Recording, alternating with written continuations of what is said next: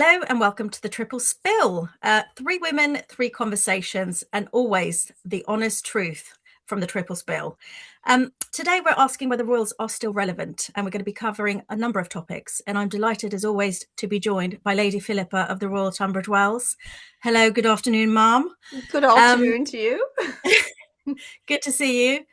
And we also have the formidable Duchess Rachel over of Washington, D.C. Hello, Rachel. How are you doing? Good to see you. So good to see you. Fantastic. And obviously, I'm Queen Camilla of IKEA.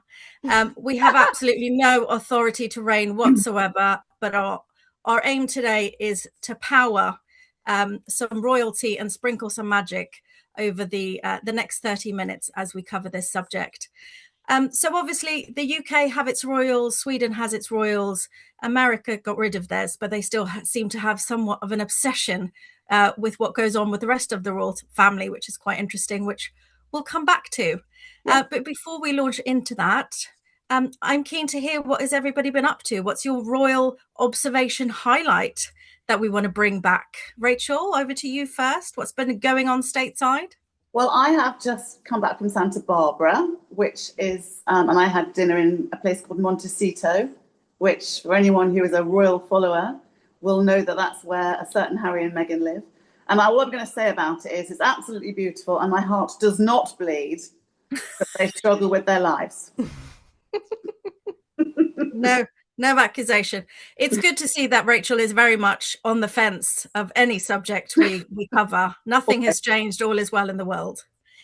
Always. Philippa, what have you been up to, my dear? Oh, all sorts of stuff. But from the royal point of view, I've kind of disconnected with them a little bit lately. But you know, summer in the UK is always great for the royal family because you know you go up to London and the flags are all flying, etc., etc. But they seem to have got a bit quiet actually. But I've just been sort of like living in my own little bubble, you know, getting on with my life, enjoying myself. So, how about you? You are in Royal Tunbridge Wells, so I think I'm in the royal town, the royal angle. Nevertheless, in your day to day, I've been very non-royal. I've been off camping, which is obviously not very royal at all. But I did come to some realization, which I'm not sure if you're aware of, but certainly nobody else in the campsite that I went to is that tents aren't soundproof. I partook in and overheard a lot more conversations from surrounding families and surrounding fields than really I wanted to. And James's rash was not of interest to me nor to his wife, but I wish him all the best of luck with his future endeavours. At least it was just conversations you overheard. I can, when you were going down that story, I wondered where we were going with it. It's like keep it PG. Keeping on camping, I saw something great the other week because my family loved camping and I did as a child. But somebody wrote something like, I'm quite happy to be under the stars, but that means 5 stars. Oh, I'm with you. I'm with you. I love that. There's no place for me in a tent anywhere. See, I glamp. I have a rug. I have a fridge. It's all very civilized. That is, but yeah. I may put out some sort of public announcement just to sort of raise awareness of this tough issue. Anyway, launching into our subject this month, which is royals. And Rachel, I wanted to sort of come to you first because I'm quite intrigued by the angle with the Americans and the fascination they have with the royal family. And obviously you're a Brit, you were born and bred, you're sort of grown up with the royal family here. Yeah. What's your perspective on the take of the fascination that Americans have with their royal family, and the UK one in particular, I think? Yeah, I mean, I think when we first moved to the US 8 years ago, honestly, it drove me insane. The amount of people, every time I'd meet somebody, they just wanted to talk about our royal family. Firstly, as if I knew them, and secondly, scared. So, do you not? Well, we'll get on to that. But I've never actually been a royalist. So, but even though there's been a few things lately that have interested me very much, so we will, I'm sure, get onto that a bit later. But in terms of Americans love our royal family generally, or they did 8 years ago, but they don't want one. Where are we going with that? They love the celebrity aspect. They love the clothes. They love the pomp and ceremony. They love the whole thing. But of course, they would never want a royal family in their own country. And that when you do talk to them about, you know, the taxpayer funding and all that, they can't believe that. So that's one thing. But it's also interesting to me how the change over the last 8 years has been. So when we first arrived, Harry and Meghan were about to get married. And we even were at an event where they had a breakfast with fascinators for us on the wedding day. And actually, my husband was standing there. He had no clue what he was talking about, but he basically tried to explain what everybody's role was in the wedding, because everybody wanted to know and everybody was watching. They got up at 5 a.m. to watch it, all these Americans. Wow. And for many, many months, really, at that point, every time I went anywhere, to a party, anything, met new people, they wanted to ask me about the royals. So then you now look 8 years on, and actually when people talk about the royals to me now, firstly, not many people ask me about them anymore. But secondly, when they do, they kind of roll their eyes and laugh. Oh, that's so interesting. Big change. So I feel, well, I mean, quite a big change, quite a big shift. And even being in Montecito, of course, I had to ask the driver, do you know them? Do you drive them? And one driver said that, yes, he knows of them. No, Harry's really lovely. Not many people like Meghan. Whether that's true or not, we don't know. He could have been just giving me what I wanted to hear. But the reality is it's shifted, I think, hugely in the last 8 years. But obviously we'll come on to Charles a bit later. But from the US perspective, love them, love the pomp and ceremony, love the clothes, but it has changed over 8 years. Thank goodness, I think. What's your take then, Philippa? You mentioned you're not a super royalist. Has it got more to do with the royal family's role in the UK? Is it more tradition now and heritage rather than actually, them having any influence? Because obviously... I used to be a royalist. 100% a royalist. I absolutely love the royal family, and anything to do with any of the pageant and stuff that happened, I'd be sitting there sobbing with emotion and pride for being British. With the Pims. And Pims. But I guess it's just all the dirty laundry that we've seen lately that is just, and the stuff that's been hidden about Randy Andy and as such. And I guess I grew up, he's older than me, but I grew up with that level of the royal family, the Queen's children. So I just guess it's that feeling of disappointment and it also disappointment in the Queen, because the Queen I used to think was the most amazing woman, so stoic, she was just so professional, but then she must have known about all this stuff, and then I just think, really, I know he's your son, but and all the other stuff and the don't even get me started on the Harry and Meghan thing. I mean, that's just an absolute flipping debacle, isn't it? Just I can't stand it. But just any time either of them, I think there's so many of these things.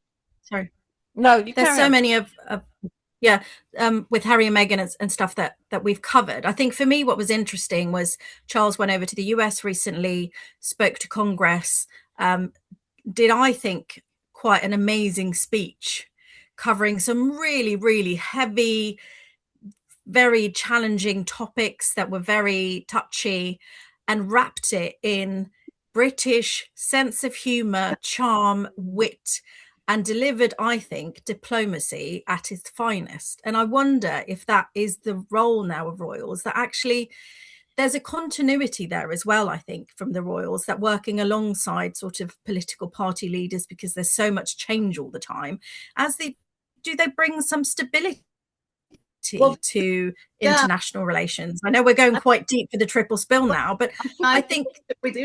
What do you think, Rachel?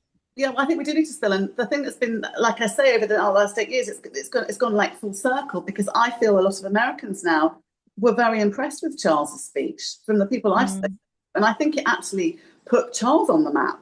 I mean, really, Charles has not been really, seen as that important. Certainly, sometimes he's been seen as someone they don't want him meddling in politics or in anything like it.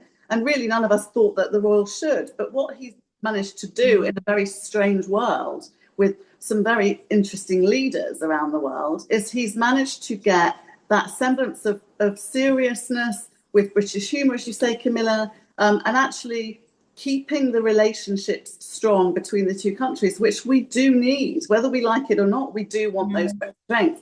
So I found it fascinating, and I actually hold, and I'm not, as I've said, I'm not a massive royalist, but lately with seeing what Charles did, I've actually thought, gosh, this guy was useful. He's done what nobody else has been able to do. I mean, look at the Messi Mendelssohn you know, look at all of that. And then Charles has just sort of come in and given some credibility again and got everyone talking, which I thought was brilliant. I'd love to know though, Camilla, what Sweden, you know, what does Sweden think about royals, and what's your take on it? So we have our own royal family, but it's nowhere near as high profile. You know, they're quite down to earth. You know, the king and his German wife that he met in the Olympics in Munich in 1972 when he came to visit to do a tour. You know, they've been on the throne for a long time, and I think the Swedish public are now quite keen for his daughter, Crown Princess Victoria, to take over. She's very well liked, very sort of down to earth. There is the sort of pomp and glory, but it's not as much as it is in the UK. And there's still a Swedish fascination with the British royal family just because of who they are, and it's sort of more on the world map. So they're actually interesting researching this and looking. The support for the royal family in Sweden and the UK is very similar. In Sweden, it's mostly older generations who are really supportive of the royalist, and less so the younger generation. But it's nowhere near has it got the high profile that the UK does for the royal family. And it's interesting that even from a Swedish perspective, I mean, I obviously am living in the UK now, but I remember before I moved over how much the British royal family would be on the news. Yeah. You know, it is, I think, around the world. It's not just a British royal family, but it's sort of very high profile around the world. But has it had its time? Because it's a very antiquated system, isn't it? The fact that they're not voted in, you know, and they have all this sort of, you know, high-powered like support, protection. Yeah, but what do we get in replace? Do we get the Trumps? You know, who do we get? I mean, who's the English or the British version of the Trumps? You know, are we going to get Alan Sugar on the flipping throne? I mean, I think that's another podcast all in itself that I know we've discussed. I truly believe, as I said, I used to be a royalist, not so sure now, but I do think they have a place, definitely have a place, but it needs to be a slimmed down version. It needs to be a modern royal family. And I really do believe that's the way it's going through Charles. And when William finally succeeds as well, I think that is the way it will be going, because I think William's all about that. You know, all the hangers oners will be gone, you know, and he'll I think it's going in the right place. And what's the benefit of them to you then? What do you? For me, it's the national pride. Yeah. I do really well up when we have things when all the, as I said, all the pageantry, all the stuff going down the mall, just, you know, I absolutely love it. I drink it all in as a British person. I absolutely love it. And you can't ignore what it brings to this country economically. You know, I know places like France, they've still got all the palaces and things like that. So, you know, that you could make the argument, well, the palaces are still going to be there, even if the royals aren't. But they're museums, they're dead, they're crusty. Whereas our royal family is still there. So when people, you know, it costs, I think I did look it up, something like it contributes, you know, over £1 million to the economy. Between 1 and 2 billion in tourism. Well, I'm not even in the right ballpark there. So thanks for 1 to 2 billion. That. So but it's tough to estimate, because actually, would those monuments, because of the history it has, would it still generate the same amount? But I think from my perspective, I think it's more around the diplomacy.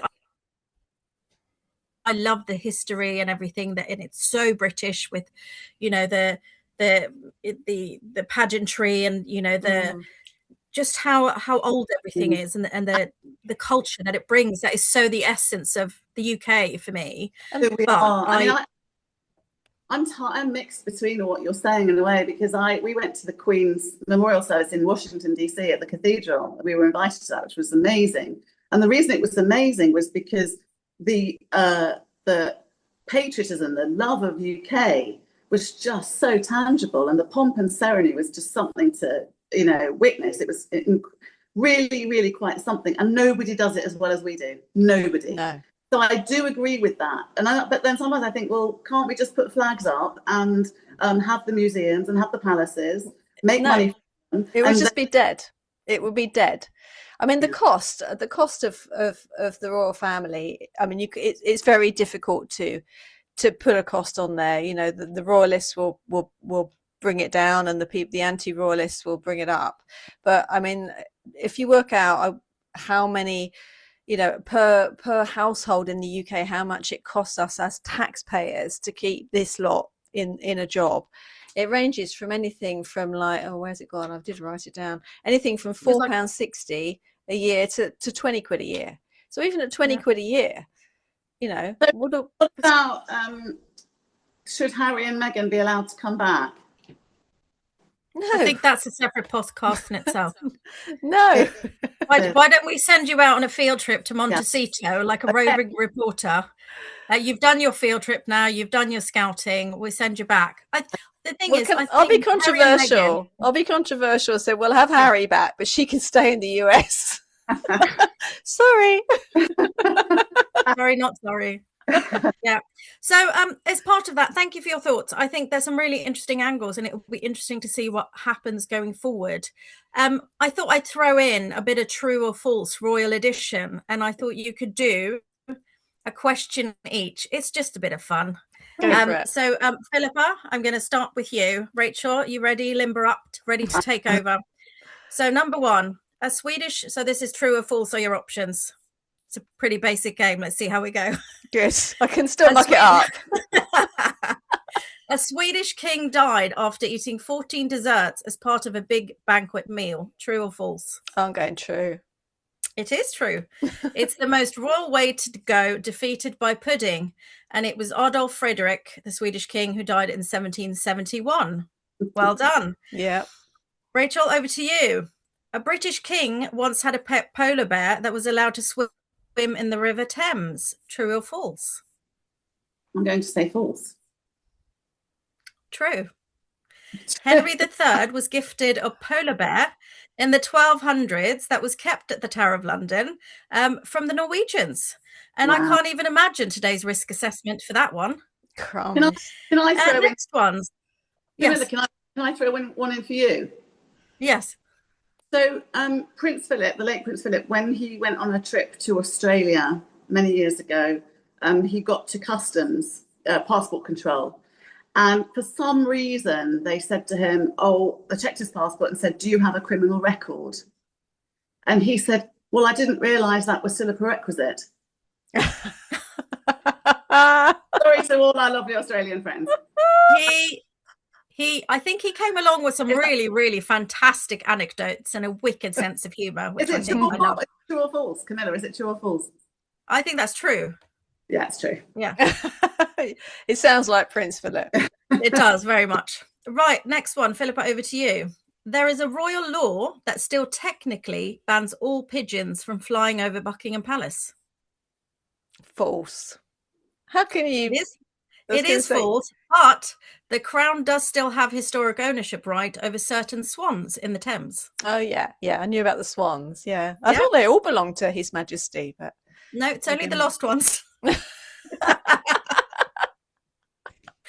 I've learned so much. Right, Rachel, over to you. Queen Victoria sent Christmas cards before it became popular in the UK. True. True. She was the original influence of Christmas. Did you know that one? Yeah, I knew that. Go on for you, Rachel. Okay. What's Harry's least favourite board game? You don't have to think about it too long. Okay. I can't. Keeping it in the family. Oh dear. Right, I've got one last. True or false? Go. Whose turn is it? Throw it out to both of us. Right. One British monarch was crowned while sitting down because they were too tired to stand. True. True or false? Yeah, I'd go true on that. True. False. Oh, I like that. It's a trick question. You made it up. I like that. No, I Googled it.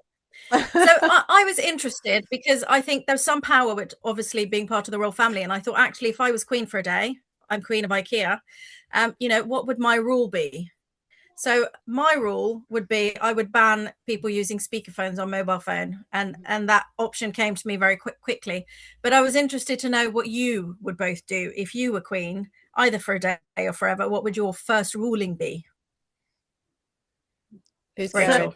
So I mean, ruling, I would always want more philanthropy in the world and definitely more work to get life better for many, many people who don't have the privilege that the royals have. But also just being queen for a day, I'd quite like to just sit in the carriage actually and wear some lovely clothes and a crown and just wave at everybody. How much fun would that be? But I've heard that carriage is really, really uncomfortable. It's just like they have to I've sit heard on that loads too. of cushions because there's no suspension. So I think you might regret that Maybe you decision. maybe you could come to IKEA and we could redecorate the royal carriage and make it more comfy. Maybe that could be your first order of the day.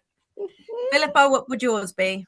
I would ban all clothes that say dry clean only, because there's nothing more depressing when you buy something and you wear it once and you just think, oh, I was a bit sweaty that day, it needs a wash, and then you've got to take it to the dry cleaners. It's like tripled the cost of the garment. So I would say about being queen for a day, I don't think they have that much power. No, they don't. They don't, do they? This is the thing that's like the deeper subject is they don't. That's why when Camilla went back to the Charles thing, that's what's so amazing is that it suddenly feels like they do have a role going forward, which we didn't even expect them to take or to do or even probably want. Yeah, but I think that's the important thing. Yeah. That, you with what's going on in the world at the moment, imagine if they sent Starmer out there to have a chat with Trump. It's just, he's not going to take him seriously. But there is that star power from the royal family, and especially someone like Charles, who's just been there for so long, to get a visit from King Charles is something special. It is something special. So I do think they've got a role, definitely. We shall see what happens going forward. Any takeaways in the summary before we wrap up, lovely ladies, queens of the podcast world, for the triple spill? Just keep on, they're there. I enjoy seeing what they get up to. I laugh at the stuff that some of them get up to, i.e. Harry and Meghan. I don't even consider him royal anymore. He's just gone.